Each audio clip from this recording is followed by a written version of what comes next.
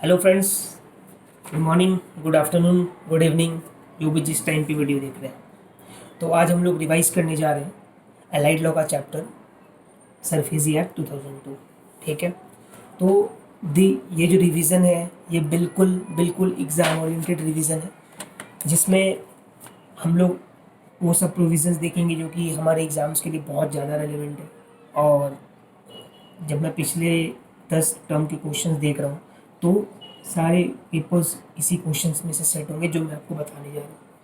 तो maximum I can say 20 to 25 minutes में आपका सरफेसी एक्ट कंप्लीट हो जाएगा और आप बिल्कुल फिट होंगे कोई भी क्वेश्चन का आंसर देने के लिए। तो हम लोग चलिए स्टार्ट करते हैं सबसे पहले सेक्शन 3 से, section 3 of the SARFAESI act, जिसमें बोलता है कि क्या क्या कंडीशंस है किसी भी कंपनी को एएमसी का बिजनेस स्टार्ट करने के लिए।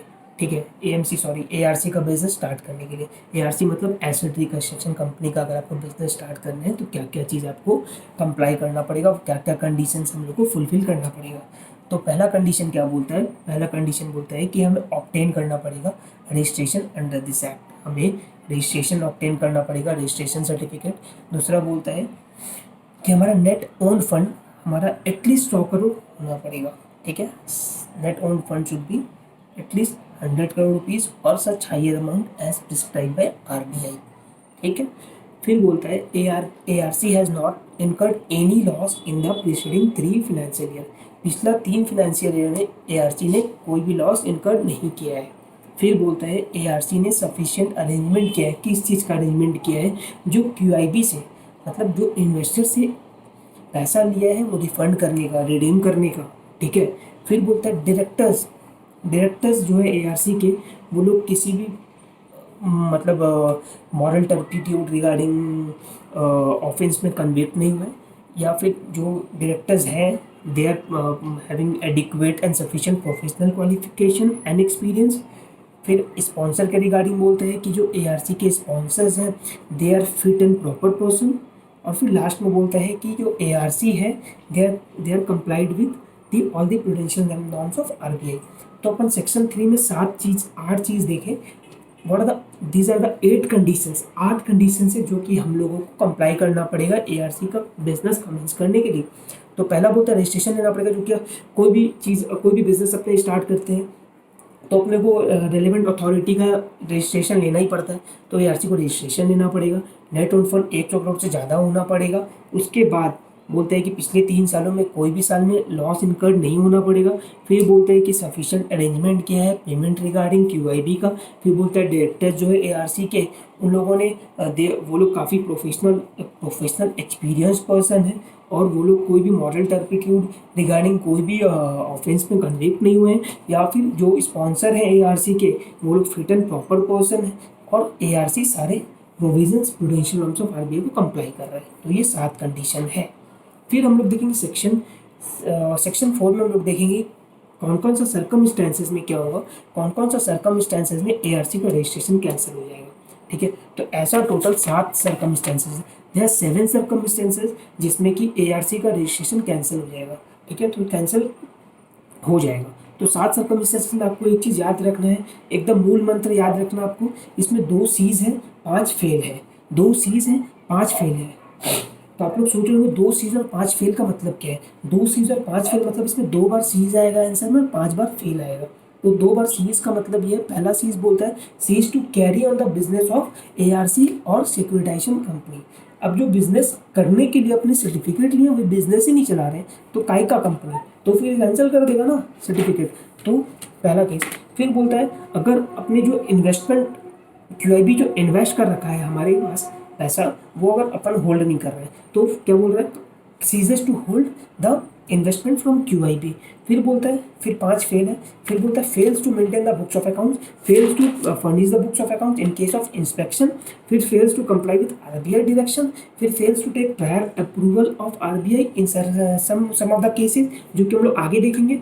फिर बोलता है fails to comply with the conditions subject to which the registration certificate was granted. तो आप लोग 7 कंडीशन मेरे साथ बोलिए। पहला कंडीशन क्या बोलते हैं? सीज टू, क्या चीज़ का cease to carry the business of ARC और रिकंस्ट्रक्शन कंपनी। फिर बोलता है सीज टू फिर बोलता है, फिर क्या सीज बोलता है, cease to hold investment from QIB। फिर बोलता है fails to maintain books of accounts, fail to furnish books of account in case of inspection, fails to comply with RBI direction. फिर बोलता है fails to take prior approval of RBI। फिर बोलता है fails to comply with any condition subject to which RC was granted. फिर बोलता है हम लोग जो देखिए कि हम लोग ये चीज़ देखिए कि हम लोग को 3 केसेज ऐसा होता है, ये आपको याद रखना है कि 3 केसेज ऐसा होता है जिसमें कि हम लोग को prior prior approval of RBI लेना होता है। क्या क्या केस है वो, अगर आपके मैनेजमेंट में सब्सटेंशियल चेंज करना है आपको, ठीक है, या फिर आपको अपना रजिस्टर ऑफिस चेंज करना है, कंपनी का नाम चेंज करना है, तो 3 केस याद रखना है आपको, substantial change in management, name of the company and registrar और register office of the company, ये 3 केस है। फिर एक चीज़ आपको याद रखना है कि आपका अगर जनरली हम लोग इस सरफेसी एक्ट के अंदर 2 लेवल ऑफ अपील होता है, DRT and DRAT, but cancellation के केस में हमेशा अपील करेंगे CG को 30 दिन के अंदर, CG को अपील करेंगे 30 दिन के अंदर और CG का ऑर्डर इज द फाइनल, फिर हम लोग फर्दर अपील पर नहीं जा सकते, ठीक है। फिर आपको पढ़ना है section 9 which is very very important for exam, जिसमें बोलता है मेजर्स फॉर एसेट रिकंस्ट्रक्शन, ठीक है, क्या क्या क्या मेजर्स है एसेट रिकंस्ट्रक्शन करने के लिए। पहला बोलता है settlement of dues payable by borrower, settlement कर लेंगे बोरोवर के साथ। दूसरा बोलता है reschedule of payment of debt payable by borrower, reschedule कर लेंगे। तीसरा बोलता है कन्वर्जन ऑफ डेट इनटू, क्या चीज़ में कन्वर्ट करेंगे, into share of the company, ठीक है। फिर चौथा बोलता है अपने पोजीशन ले लेंगे, क्या चीज़ का पोजीशन ले लेंगे, सिक्योर्ड एसेट का या फिर मैनेजमेंट का, ठीक है। फिर बोलता है सेल और lease of the part of the secured asset, जो एसेट अपने पास रखा हुआ है सिक्योर्ड क्रेडिटर के पास, वो क्या करेगा, बेच देगा, पूरा एसेट को बेच देगा या आधा बेच देगा, ठीक है। फिर बोलता है enforcement of security interest, total अपने कितना दिख रहा है, 7 चीज़ है अपने, इसमें अपने क्या क्या मेजर्स, पहला मेजर्स क्या बोलता है, सेटलमेंट कर लेंगे। दूसरा बोलता है सेटलमेंट नहीं करेंगे तो कन्वर्जन कर लेंगे, कन्वर्जन नहीं करेंगे तो रीस्केड्यूल कर देंगे, रीस्केड्यूल नहीं करेगा तो तुम्हारा एसेट ले लेंगे, अगर एसेट या फिर एसेट ले लेंगे या तेरा पूरा कंपनी का मैनेजमेंट ले लेंगे और उसको बेच देंगे, बेच देंगे मतलब सेल कर देंगे और इन्फोर्समेंट ऑफ सिक्योरिटी इंटरेस्ट ले लेंगे। तो हम लोग 7 चीज़ देखिए, क्या क्या चीज़ देखिए, याद रखना आपको, सेटलमेंट कर लेंगे, कन्वर्जन कर लेंगे, रिस्केड्यूल कर लेंगे, या फिर एसेट ले लेंगे, या फिर कंपनी ले लेंगे, या फिर उसको बेच देंगे, और या फिर सिक्योरिटी इंटरेस्ट इन्फोर्स कर लेंगे, करेक्ट। तो सेक्शन 9 जो कि अपने को एकदम याद रखना और इसी तरह याद रखना जैसे मैंने आपको बताया। फिर अपन सेक्शन 3 देख लीजिए। सेक्शन 3 बोलता है रजिस्ट्रेशन सर्टिफिकेट इशू करने के बाद, सेक्शन 4 बोलता है कैंसिलेशन के बाद, सेक्शन 5 बोलता है कि हम लोग जो फिनेंशियल एसेट है उसमें, फिनेंशियल एसेट में इंटरेस्ट कैसे एक्वायर करेंगे। तो this is not very important for exam, फिर भी एक बार सुन लीजिए, जिसमें सेक्शन 5 में बोलता है कि या फिर हम लोग डिवेंचर इशू करेंगे या किसी एग्रीमेंट में इंटर करेंगे, ये 2 चीज़ें। This is not very important for exam. अब हम लोग आते हैं सेक्शन 13 में, this is also important for exam, जिसमें बोलता है, हम लोग पढ़े ना सेक्शन 9 में कि मेजर्स फॉर एसेट रिकंस्ट्रक्शन, इसमें एक मेजर है इन्फोर्समेंट ऑफ सिक्योरिटी इंटरेस्ट। तो हम लोग कौन कौन सा सर्कमस्टेंसेज में, ऐसा कौन सा सर्कमस्टेंसेज है जब हम लोग को इन्फोर्समेंट करना पड़ेगा, इन्फोर्समेंट ऑफ सिक्योरिटी इंटरेस्ट करना पड़ेगा। तो सेक्शन 13 बोलता है ऐसा 3 सर्कमस्टेंसेज है जब अपने को सिक्योरिटी इंटरेस्ट को इन्फोर्स करना पड़ेगा। पहला बोलता है डिफॉल्ट अमाउंट, डिफॉल्ट अमाउंट तेरा 1 लाख, एटलीस्ट 1 लाख होना पड़ेगा और 20% होना पड़ेगा टोटल ड्यू का, ठीक है। फिर बोलता है डिक्लेयर कर चुके हैं अपन उस बोरोवर को NPA, और फिर बोलता है सिक्योर्ड क्रेडिटर ने एक नोटिस दिया था बोरोवर को और बोरोवर ने रिप्लाई किया 60 डेज के अंदर, लेकिन secured creditor is not satisfied with the reply given by the borrower. तो इन 3 सर्कमस्टेंसेस में क्या हो सकता है, इन्फोर्समेंट हो सकता है। इन्फोर्समेंट ऑफ सिक्योरिटी इंटरेस्ट याद रखना आपको एग्जाम के लिए, very important for the exam. Section 13 जिसमें बोलते हैं 3 सर्कमस्टेंसेस में हम लोग सिक्योरिटी इंटरेस्ट का इन्फोर्समेंट कर सकते हैं। पहला बोलता है कि डिफॉल्ट 1 लाख कम से कम होना पड़ेगा और जो कि 20% होना चाहिए टोटल ड्यूज का, ठीक है। दूसरा बोलता है कि borrower declared as in NPA, और तीसरा बोलता है कि सिक्योर्ड क्रेडिटर ने नोटिस दिया बोरोवर को और बोरोवर ने 60 दिन के अंदर रिप्लाई दिया, but the secured creditor is not satisfied by the reply given by the borrower, ठीक है। ये था हमारा सेक्शन 13। फिर आ जाइए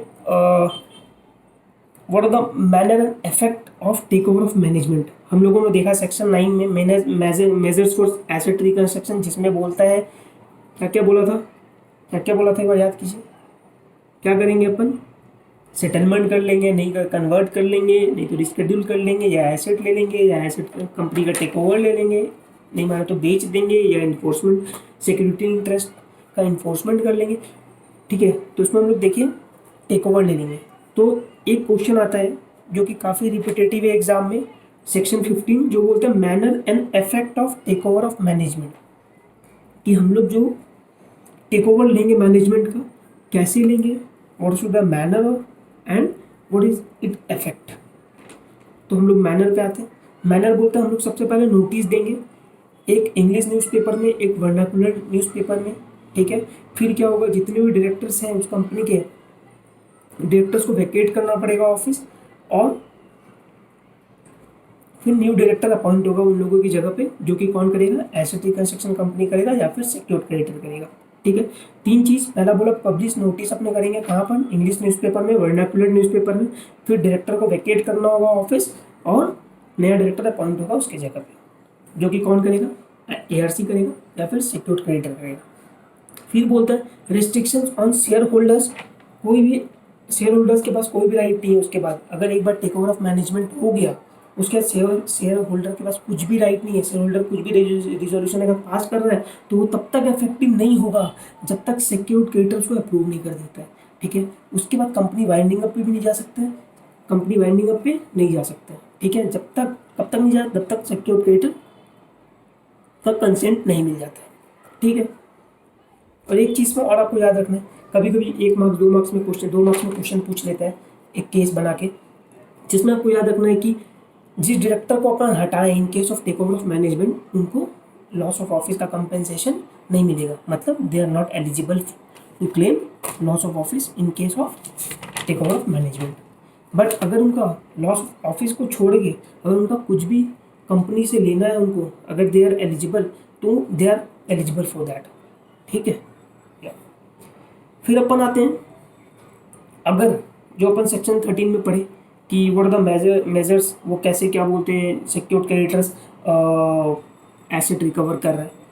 ठीक है, तो अगर बोरोवर को ऐसा लगता है कि जो तरीका से मेरा एसेट को रिकवर किया जा रहा है, ठीक है, तो दैट इज़ नॉट गुड और that is not as per the act, तो वो क्या कर सकता है, तो वो क्या कर सकते हैं, वो एप्लीकेशन दे सकता है किसको, डीआरटी को।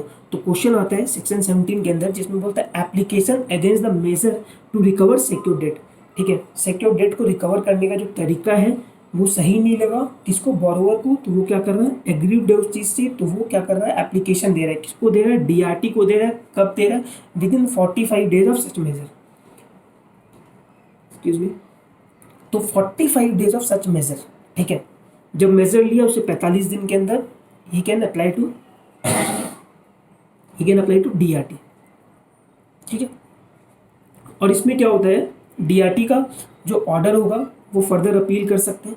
तो डीआरटी को अगर ऐसा लगता है कि जो मेजर लिया गया है सिक्योर्ड क्रेडिटर के द्वारा that is not as per the act, तो वो क्या कर सकता है, डिक्लेयर मेजर एज इनवैलिड, उसको इनवैलिड बोल देगा, या फिर जो एसेट लिया रिकवर किया गया है उसका पोजीशन को रिस्टोर कर देगा, या फिर पास सच अदर ऑर्डर ही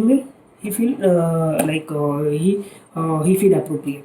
ठीक है, तो और इसमें 2 चीज़ और याद रखना आपको, सेक्शन 17 में एप्लीकेशन जो अपने डीआरटी को दे रहे हैं उसमें कि डीआरटी को 60 दिन के अंदर केस को डिस्पोज ऑफ करना है, और डिस्पोज ऑफ करना है, लेकिन this is the directory requirement, लेकिन ये जो 60 दिन है ये फर्दर क्या बोलते हैं 60 दिन और एक्सटेंड किया जा सकता है।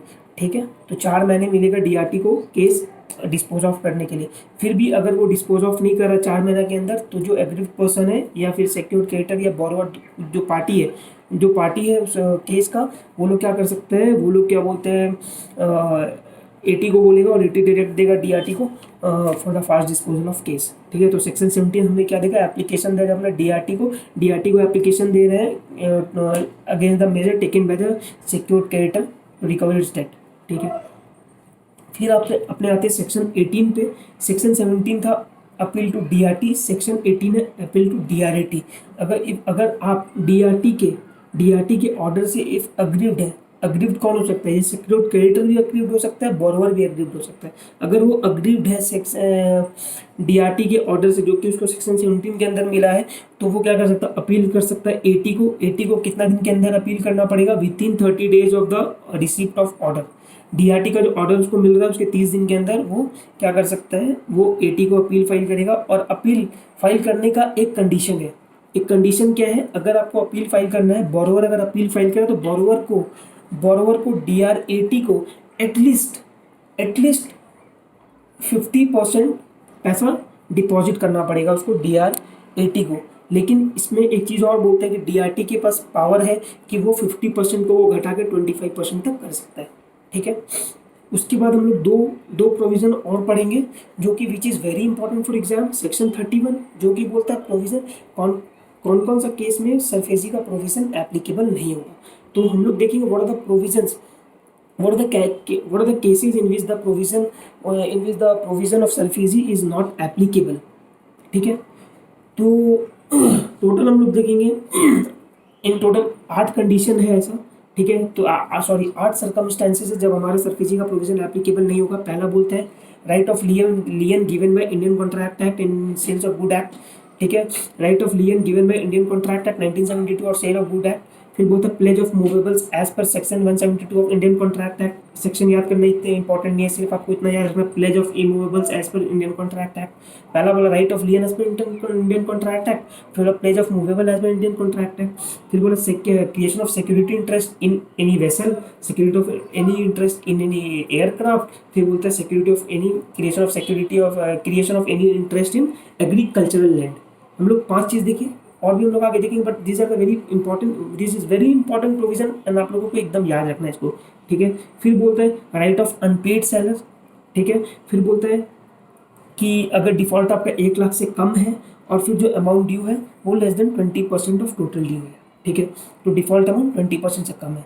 This is very important for exam, एकदम आपको याद रखना है। Right of lien given by Indian contract act, pledge of movables as per Indian contract act, creation of security interest in any vessel, creation of security interest in any vessel, creation of security interest in any aircraft, creation of security interest in any aircraft. फिर बोलता है अगर आप अपना security interest create कर रहे हैं किसी एग्रीकल्चर लैंड पे, फिर आपको याद रखना है कि अगर आपका डिफ़ॉल्ट का अमाउंट 1 लाख से कम है और वो जो 1 लाख और जो डिफ़ॉल्ट का अमाउंट है वो एटलीस्ट 20% टोटल ड्यू का है।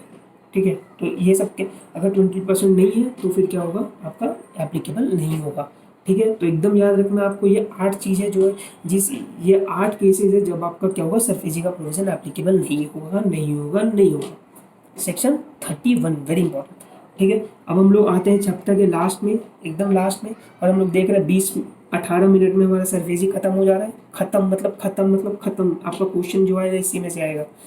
तो इसमें बोलता है कि कब जो SARFAESI का प्रोविज़न है वो NBFC के ऊपर एप्लीकेबल होगा। इन जनरल हम लोग ये बोलेंगे कि NBFC के ऊपर एप्लीकेबल नहीं होगा, बट NBFC के ऊपर ये 3 चीज़ अगर फुलफिल करता है NBFC, तो उस केस में क्या होगा, NBFC का प्रोविज़न एप्लीकेबल होगा। पहला बोलता है कि एसेट बेस NBFC का शुड बी ग्रेटर देन और इक्वल टू 500 करोड़, 500 करोड़ से ज़्यादा या एटलीस्ट 500 करोड़ तो होना ही पड़ेगा एसेट बेस किसका, NBFC का। फिर बोलता है कि only applicable to secured loan के ऊपर एप्लीकेबल है NBFC का। और तीसरा बोलता है कि अगर आपका डिफ़ॉल्ट अमाउंट 1 करोड़ से ज़्यादा है तो ये आपका NBFC ऊपर SARFAESI का प्रोविज़न एप्लीकेबल होगा। तो ये था हमारा आज SARFAESI एक्ट का प्रोविजंस, जो भी हम लोग पढ़े हैं इसको कृपया आप लोग रिवाइज कर लें। And all the best for your exam. इसी तरह मैं और भी चैप्टर्स का आप लोगों को वीडियोज़ दूंगा। तो all the best for exam, bye bye, take care.